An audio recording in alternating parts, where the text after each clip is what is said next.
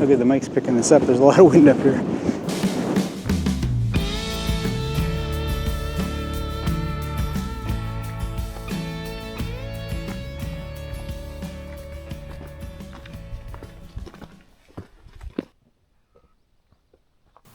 We are on one of the most iconic trails in the entire UK.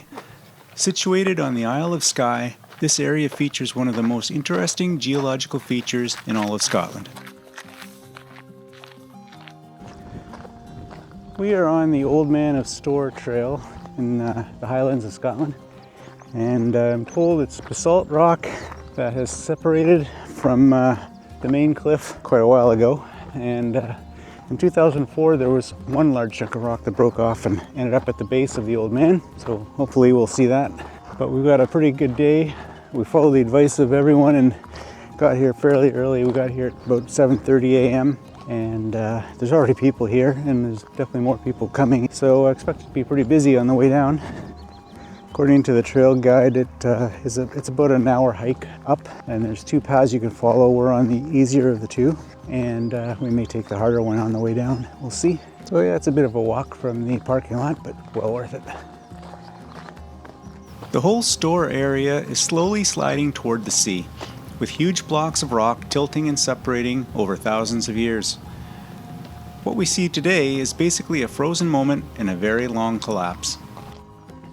And a lot of the trails that we've been on here in Scotland have these gates, which I assume are meant to contain the sheep that are roaming almost everywhere around here. Kind of makes sense.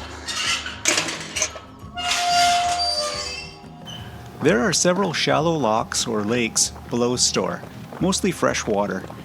Many of them have a brownish tint. This comes from the peat in the surrounding land. Smells like Lagavulin a little. Smell it? Yeah. And the distinctive and familiar aroma of the peat caught our attention almost immediately. Okay, people that know me are gonna think I'm crazy, but there's a section on the trail just a few meters ago where we were walking up and I swore I could smell scotch. Specifically the aroma you get off of a scotch like a Lagavulin. So we both smelled it, and we both kind of suspect it might be the peat that's in the area giving it that smell, but we have no idea. It wasn't our imagination. Yeah, there it is.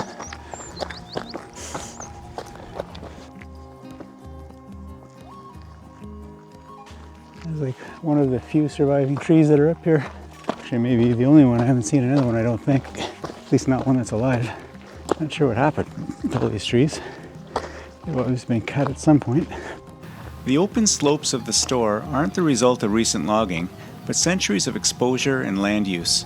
Harsh Atlantic winds, heavy rain, thin unstable soils, and a landscape shaped by landslips make tree growth difficult.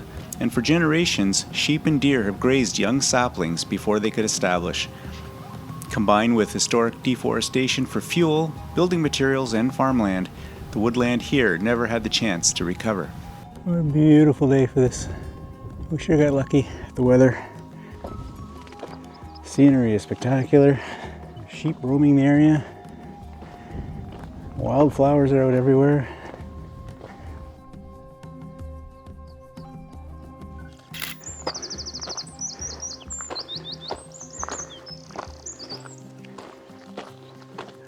So about 60 million years ago or so, there was a fissure in the ground that spewed out lava. It would go on and off for about 1.6 million years. And so there'd be a layer of lava that would harden into rock, and then, a long time would go by, and then it would be another eruption, and so on. It would cycle off and on for 1.6 million years.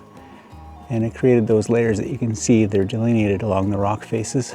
Apparently this is basalt, and you can see it's fairly porous. It's got holes way up about halfway on the Old Man of Storr.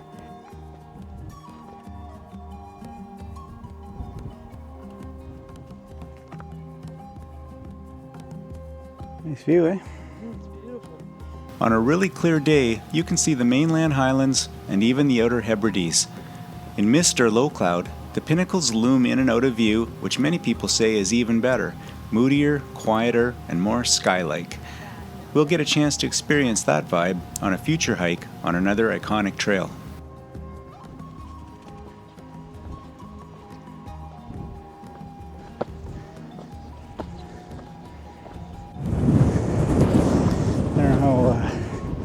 Okay, the mic's picking this up. There's a lot of wind up here.